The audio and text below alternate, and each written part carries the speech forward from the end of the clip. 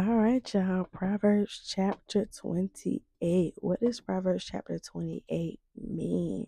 So, chapter 8 contains a long list of sayings credited to King Solomon, Proverbs 25 and 1. This chapter includes many direct contrasts. It also makes several references to rulers and leaders. This passage starts with instructions about righteousness, just, honesty, and reputation. A guilty conscience can lead to guilty actions, while a clear conscience leads to confidence. As stated in the other proverbs, as stated in other proverbs, moral integrity is worth far more than material wealth. Solomon also warns that those who routinely ignore God actually anger him when they attempt to pray as if he is obligated to give them their wishes. You better say that. Proverbs 28 1 through 12. Other lessons mention in the impact other messages mention the impact of ungodly rulers in the mutual relationship between chaotic leaders and cultural sin. Wicked governments inspire fear and hiding. While those evil people are destroyed, the nation celebrates and goodness begins to grow. Other statements rephrase prior lessons about the dangers of greed and how chasing material wealth usually leads to dire consequences. And that's Proverbs 28:13 through 28. So the chapter context.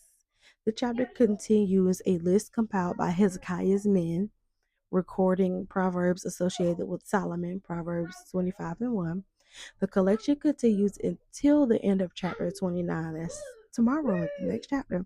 The lesson in this passage repeats teachings on generosity and the dangers of greed, as well as the damage done by wicked rulers. Okay, now. All right. All right, now. Y'all, don't mind my kids in the back. They finna go to bed little did they know.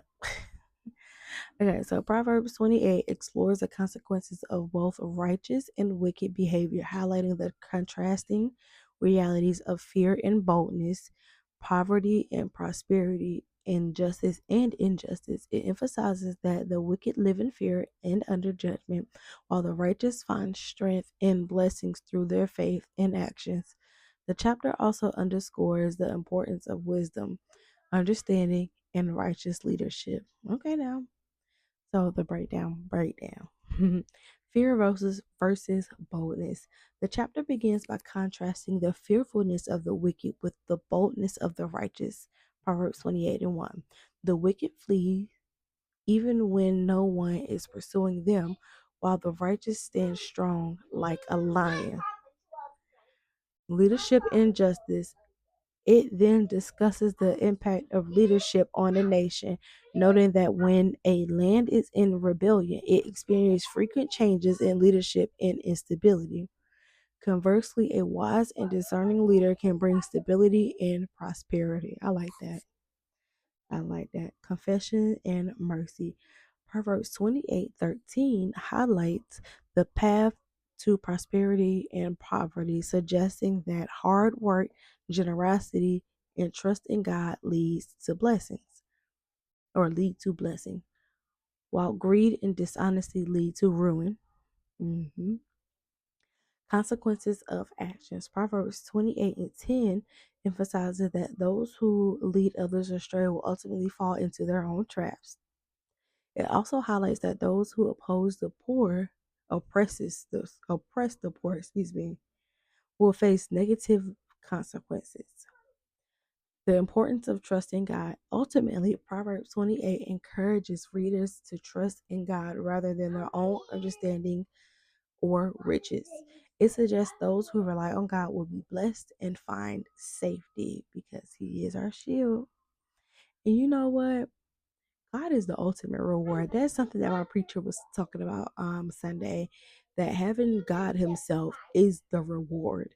Like there's no amount of money, there's no amount of silver, gold, nobody on this earth like that can take the place of God. And it's so true. Like He is the reward. As long as you're protected by God, oh you're the richest person in the world. And your bank account can be at zero, but you are so rich. So rich. Let me see what this says. The wicked flees when no one pursues. This speaks on a confusion and fear that properly belongs to the wicked, not to the godly and wise. This passage instructs about righteousness, justice, honesty, and reputation. A guilty conscience can lead to guilty actions. Yep. It reminds us that those who strive for righteousness and justice, trust in the Lord, and live with wisdom and integrity will thrive. Nothing but facts, nothing but the truth. Mm, yep. All right, y'all. That is all I have for Proverbs 28. And I'll see you guys later. Bye.